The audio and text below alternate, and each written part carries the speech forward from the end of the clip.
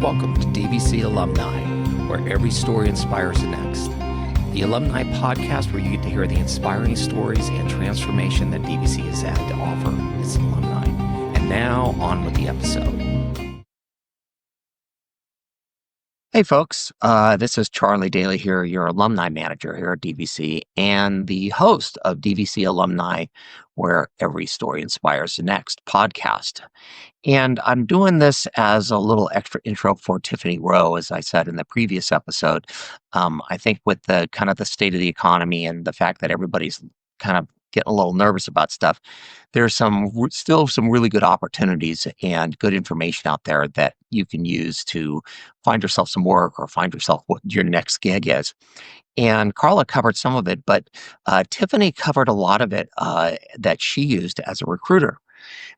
She actually, at the time that we did this episode, she was, had been unemployed for a little while, taking care of her son. And now, actually about 3 weeks after we did the episode, she was employed. So she's been fully employed as a recruiter for a while, and she actually used the techniques she talked about in this particular episode. So with that, take some notes. If you have more questions, you can reach out to me. There's a lot of information here and resources available here at DVC. So give us a call. You can reach out to me at alumni@dvc.edu. And with that, on with the episode. And we are live. So why don't you go ahead and introduce yourself? I am Tiffany Rhoe. And funnily enough, I actually met Charlie, gosh, I'm going to age myself, but like 30 years ago. It's a little bit more than that, but we won't say. So I was thinking about that. I was like, oh, man. No, it was, I guess it was about 30 years ago. So, yeah. So, yes, actually, she was, you were best friends with Megan Rourke. Shout out to Megan, and used to come along and cheer us like, yay! Yes. So when I was coaching softball with her mom. So fun. And then we came across LinkedIn decades later. Again, sorry with the aging, but that's okay. Super excited to be here. Thank you so much for having me. I am very excited to have you, and we'll go through the whole thing because part of it is because of what you have done over the last 12, 15 years. And so we'll talk about that because I think that's going to be super relevant.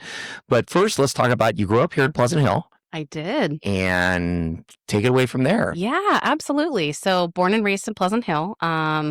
Actually graduated from College Park High. So Go Falcons. Always knew that DVC was in my future. It was right across the street. But I will share that, growing up, I always wanted to be in staffing. Mm-hmm. Sorry, not in staffing. Always wanted to be in the medical field. Yeah. So always wanted to be a pediatric nurse practitioner. So like growing up, I wanted to help people.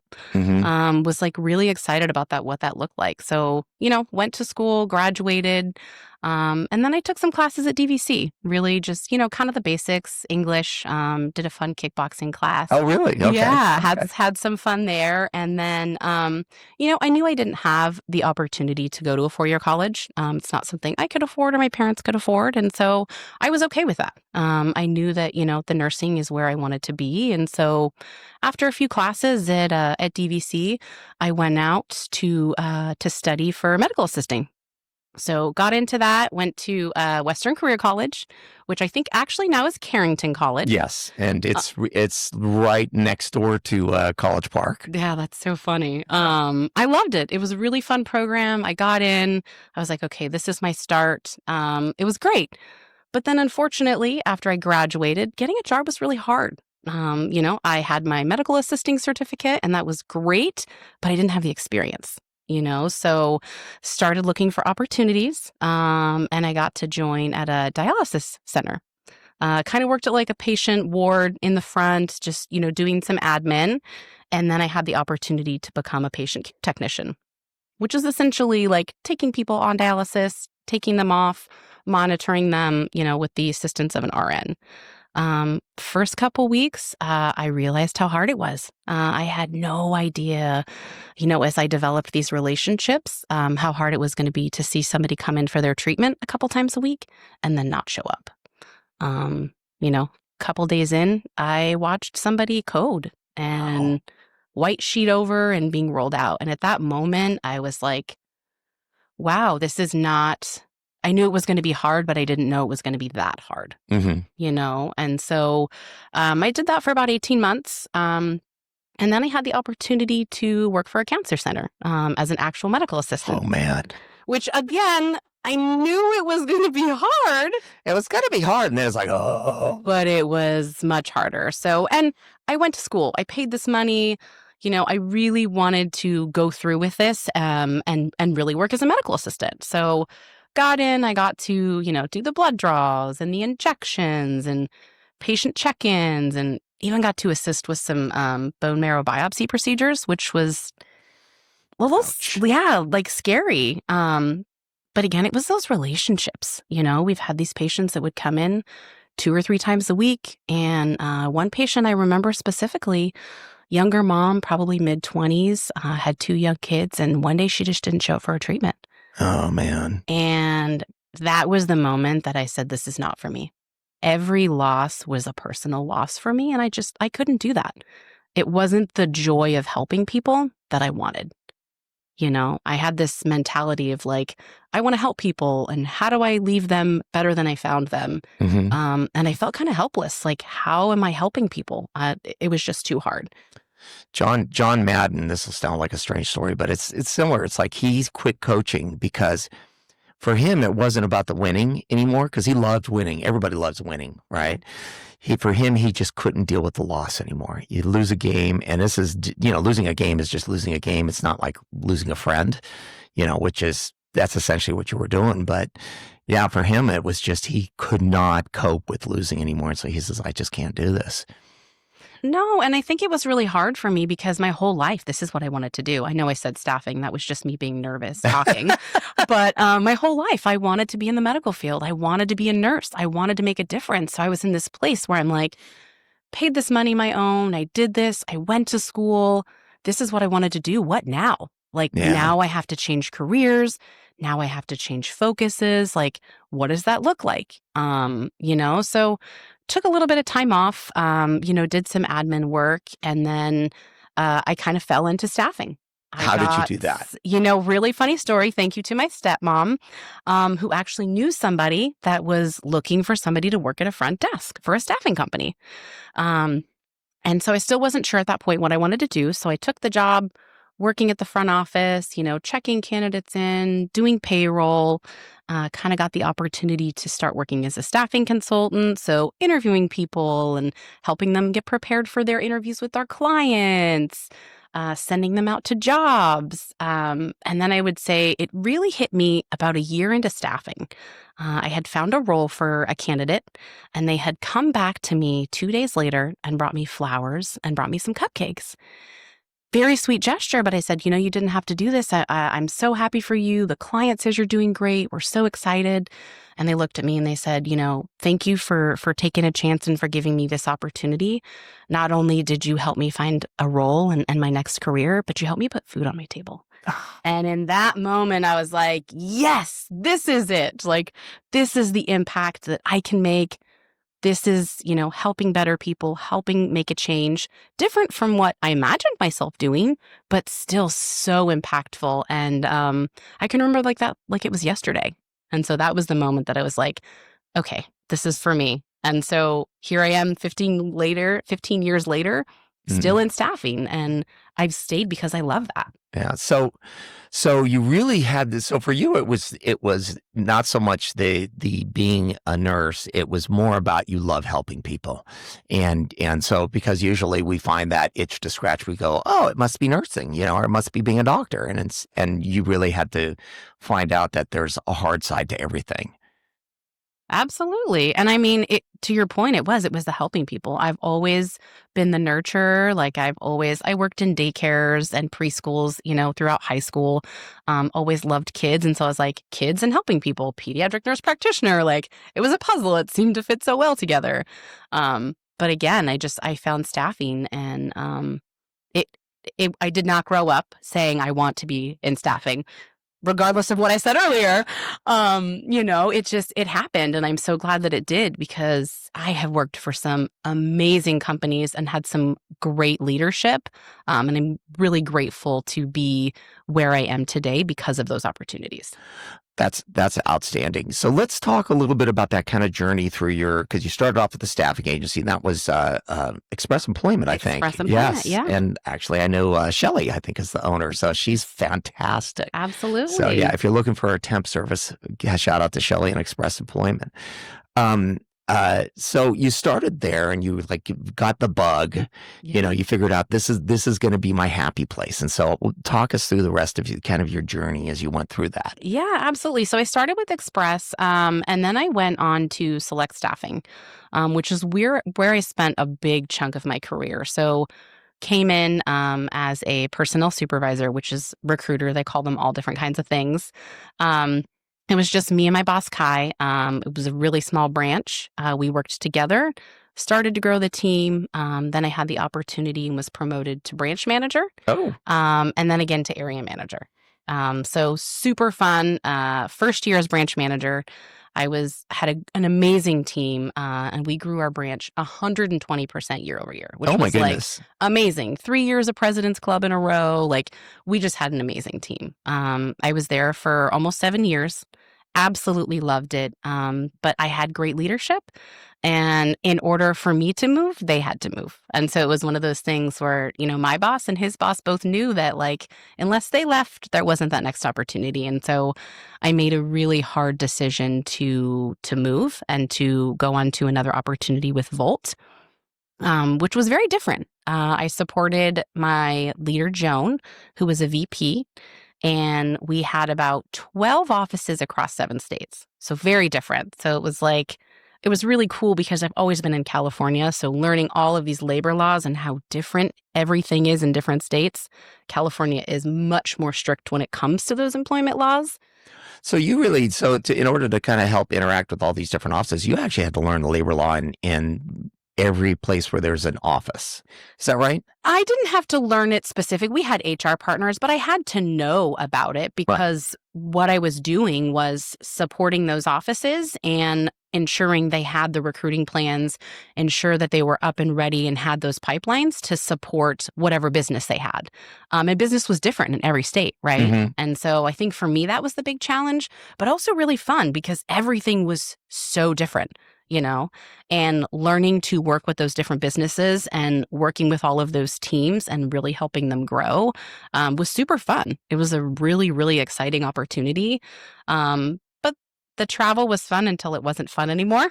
Been there. It's great. And then it's kind of oh. Yeah. Oh, it's super fun. I have this hotel and I can, just watch TV and do my work and super exciting. But then it was I miss my son. I want to go home. I want to see my family. And so that was when I had taken the opportunity to really take my next step. And that's when I found Starbucks.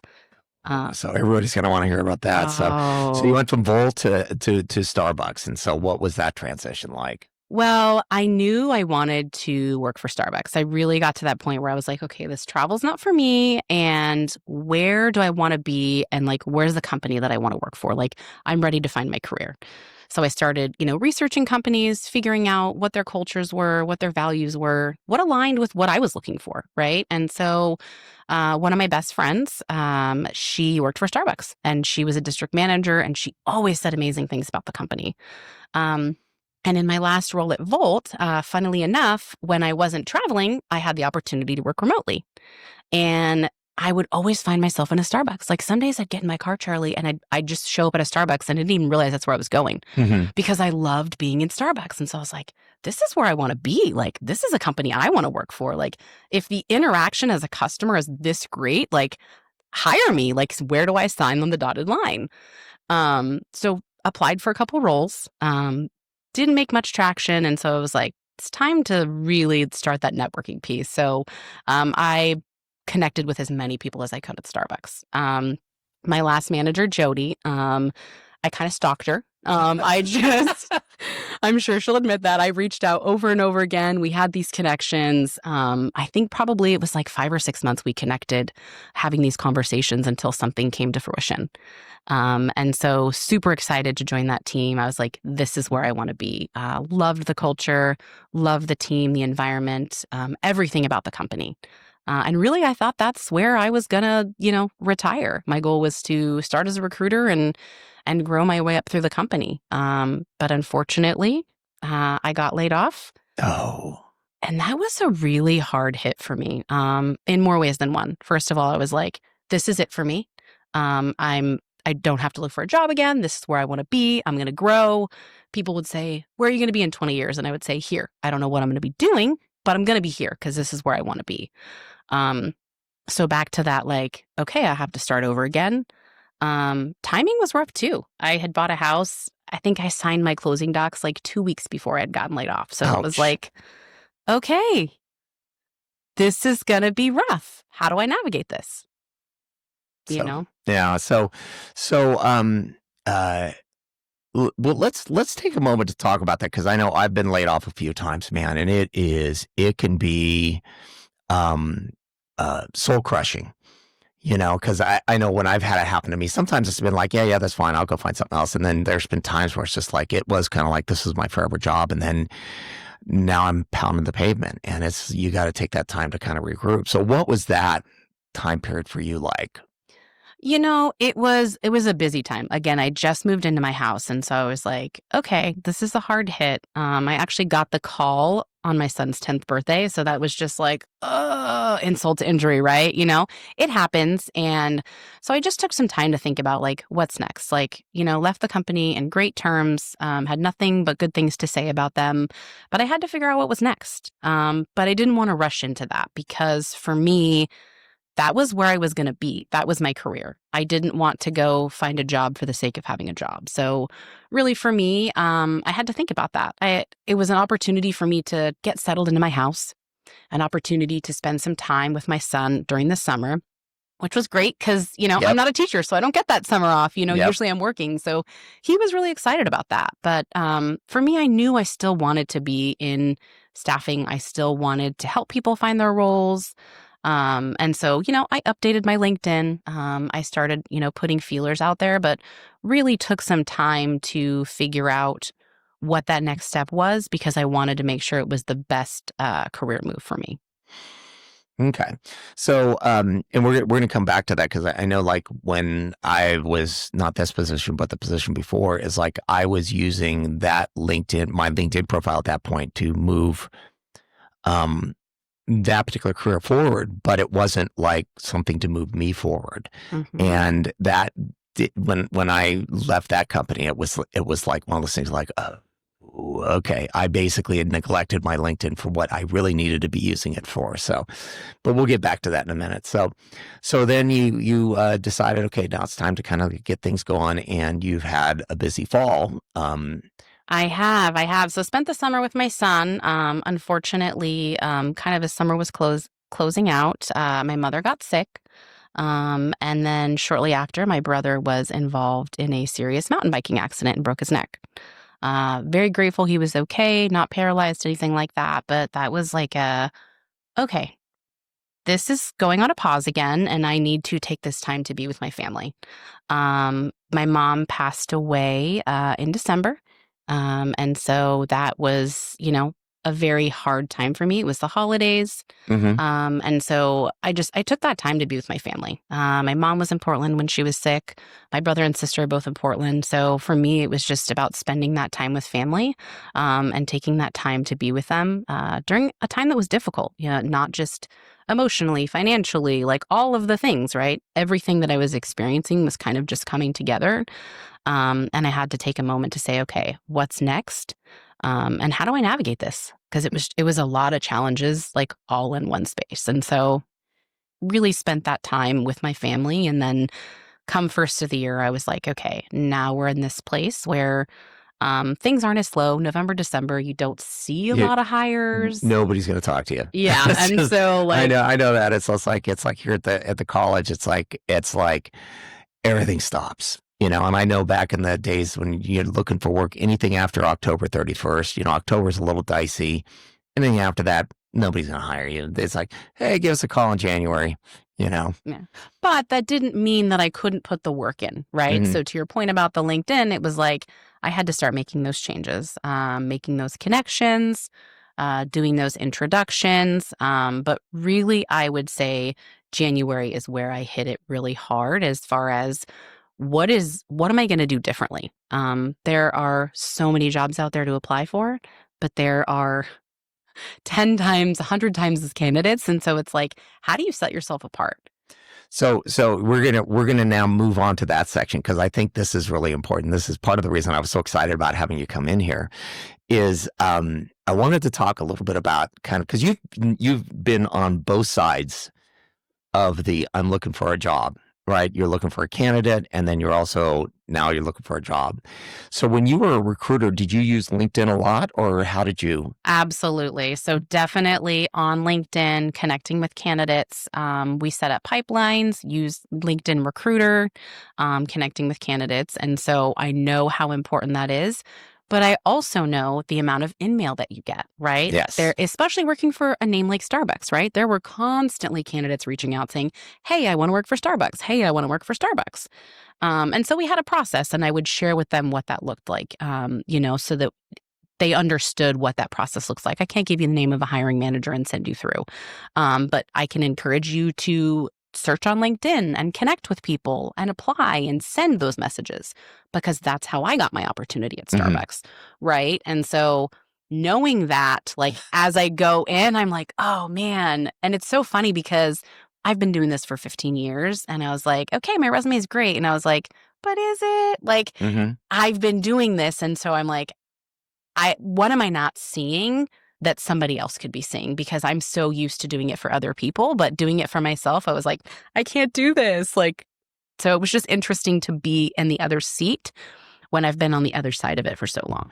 So what are some tips that somebody could do with like their LinkedIn or their opportunity to kind of like maybe stand out a little bit or at least get noticed? I mean, what are some things that, I'm reaching out to a recruiter. Yes, there's a process, but what could make me maybe slightly more likely to have somebody at least pick up the phone, or I don't know if anybody even does that anymore, but shoot an email or an in-mail. Absolutely. I would say, like, take a good hard look at your LinkedIn. Like, is your profile updated? Is your picture 10 years ago? Is your headline recent? Really go in there, figure out what it is that you want to do, highlight those skills, and put that on your LinkedIn. Make sure your work experience is in there. Make sure that if you have done some work recently and you can get some recommendations, that's something I worked on recently. Get recommendations. People are looking at your LinkedIn, and that's a really good way to set yourself apart is ensuring that that's updated because if you connect with someone, the first thing that they're going to go do is look at your profile and they're going to say, okay, this profile doesn't look very accurate. Maybe you haven't posted in 4 years. How are you setting yourself apart and branding? So one of the things, and I said this in the email in the email that I sent you, is it was something you post. You post a couple times a week, I think 2 3 Yes. times a week, but you're posting. Like one of it, I think the one that caught my eye was one that you had taken what somebody else had written and then written a commentary on it. I was like, oh, and then I started looking at your other stuff. So again, it was that caught my eye. And talk just for a minute about that because it's like, otherwise it's like, hey, glad to be here. Congratulations. All that stuff. All that stuff is great.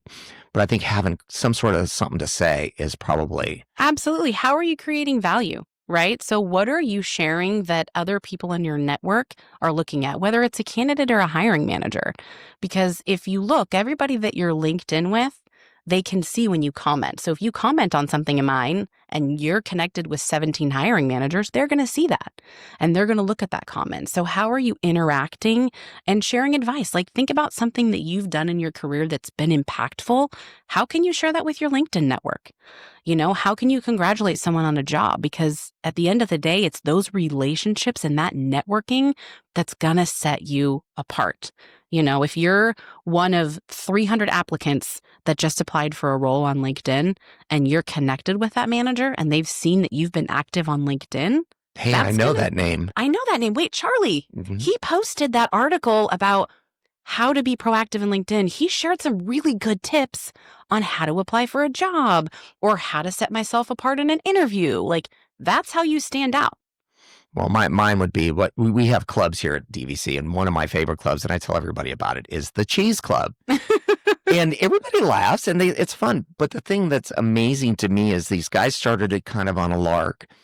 They're super organized about it. They have it very well set up, and they're building something that they want to be a legacy to where it's like it continues on beyond. They didn't do it just because they need it for their resume.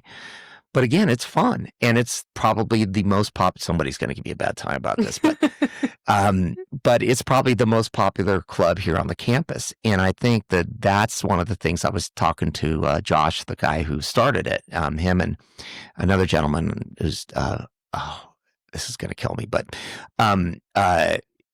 and now my thing is put that on your resume, put that on your LinkedIn, because that stuff matters, because it shows leadership, and it shows, you're able to plan something and make something happen. So, we may have you do like a LinkedIn workshop for our folks. So that could be a fun thing. So you went from, this is the side that you used LinkedIn on, and now you're on the other side. And talk about that process a little bit. So you talked about your resume, and you're like, is this really good? So what did you do to address that? I had looked at some resources, and I just had somebody take a look at it and say, hey, is there something that you're seeing that I'm not? And just made a few changes.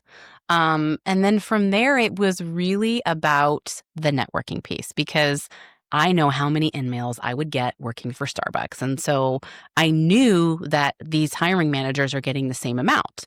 And so for me, it was like I would apply for a job. I would follow up with a hiring manager. But on top of that, I spend probably 4 or 5 hours a day networking, whether that's sending emails, researching companies, sending cover letters, and then sending out these emails to these companies that I want to work for.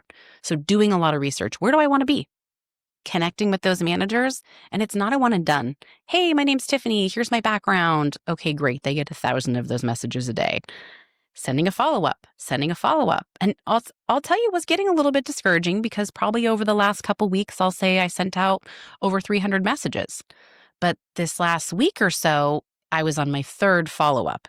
And so I had 2 great calls last week with directors of recruiting who said, hey, I'd love the opportunity to connect with you. They don't have any current roles, but we had great conversations. I shared my background. They wanted to send my resume on.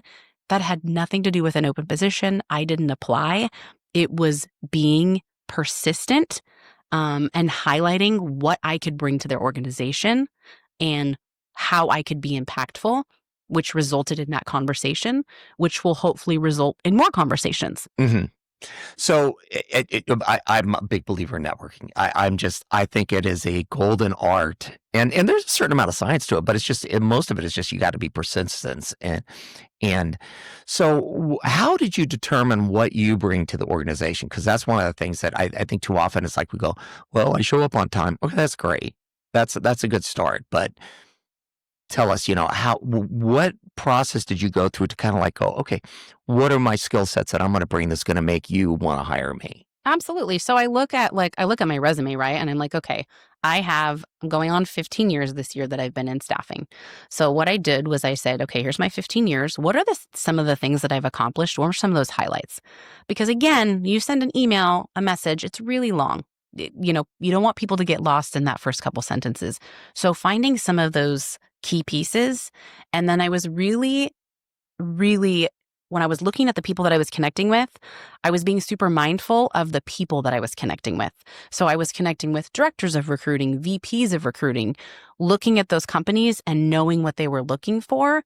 And that's what I was sharing. I was sharing with them my expertise as it relates to what they're doing as an organization to ensure that they're looking at this, right? It's like you're looking on a menu and you're like, what do I want? And they're like, that's what I want. And wait, she has that? When? And so I think those are the connections that I've made where those managers have reached back out to me like, hey, love your skill set, not hiring now, but send me your resume, or hey, reach out to this person. I think that's absolutely brilliant. So if someone was starting out, let's imagine for a moment, it's like, I've never, I'm just getting out of school. I've done the Year Up program or something like that. I have my no experience. You went down that road before. Mhm. Where would be a good place to start? It's like you want to get your foot in the door. I mean, how would you attract some attention at that point? I would say think about where you want to be, right? So really start with that basics of your LinkedIn profile. Go ahead and update your headline. Make sure that it's catchy. Make sure you have any experience. So whether that's maybe you volunteered somewhere, that's relevant. Get those recommendations, even if it's from one of your professors. Highlight what you've done and put that on there. And then there's learnings that you can take. So right now, I'm taking a bunch of LinkedIn learnings and adding those to my profiles.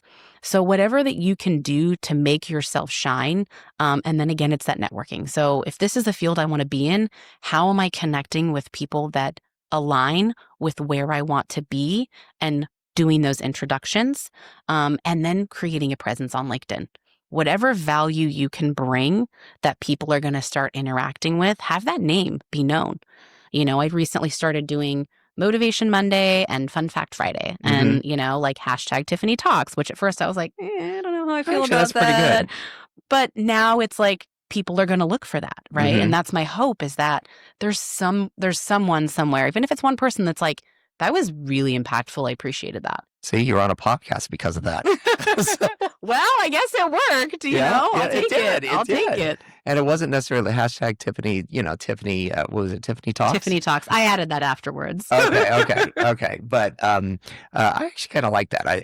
It's short. The biggest problem I think with people when they tag stuff or they brand stuff is they make it too long because they try to tell the whole story in it rather than just catching your attention. It's kind of like my wife has a pen set that she uses. She does coloring and stuff like that, and there's all these colors in there. They're all pretty, but they all got different names. And it's like, I don't know, this is red and that's also red and it's kind of a different red. And so I'm more the give it a simple thing and give it a simple tagline. So I think that's brilliant. So are there any other things that you'd like to pass along? I've got a kind of like a whole thought process on things that we're going to have you set up to do. But so what are maybe one or two other tips maybe somebody could have if they're out there?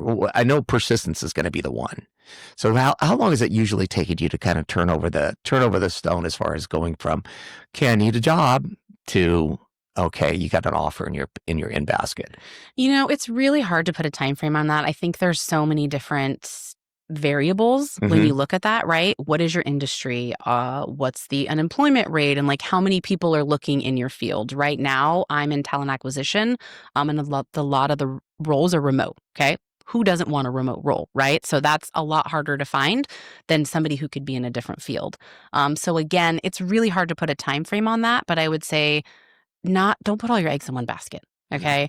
When I had first started looking, I had a couple conversations and I got really excited about it and I let my foot off the gas a little bit. And that was a poor choice on my part because I was like, these are great conversations. I'm really excited. Whereas I should have continued to push myself along, and not just use one resource. LinkedIn is great, but there are so many other resources out there.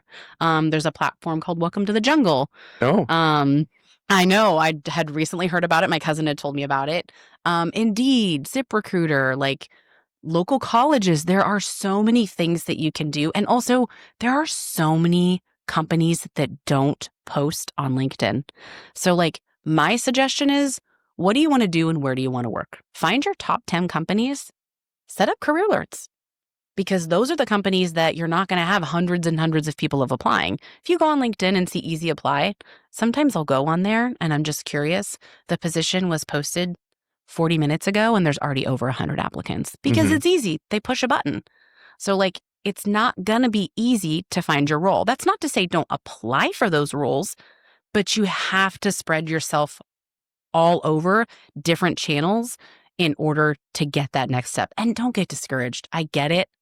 This has been so hard for me. This is the first time I've ever been laid off in my career. And so it's been like, okay, I'm on the other side and this is different. And I know what those recruiters are looking for because I've been in that seat. So how do I do things differently? But it's not one thing. I can't tell you it's one thing. It's all of the things combined. It's that personal branding, it's different resources, it's connecting, and not letting off the gas just because you had a good conversation. Like, make sure that you're interviewing the company just like they're interviewing you. And there are so many resources out there around tips to interview and how to fix your resume. And so really ensuring that people understand what those resources are, because you don't have to go spend a bunch of money.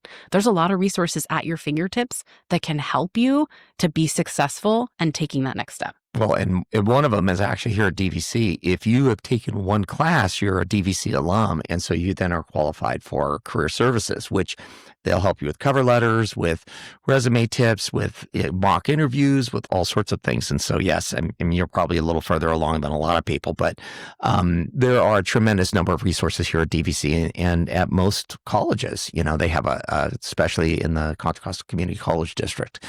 Well, cool. Well, this has been really exciting. I'm going to talk you into being in our speakers bureau, and I think that'll be a lot of fun. And I'm going to let Miriam know also that you could be available, because I think she would love you. I think her students would love your talk. So, and with that, I think we're going to wrap it up. Awesome. Thank you so much for having me today, Charlie. I really appreciate it. It was a pleasure. Absolutely. Thanks for coming in and braving the rain. All right. Thank you. Thank you for tuning in to DVC Alumni, where every story inspires the next, the podcast for the DVC Alumni Association.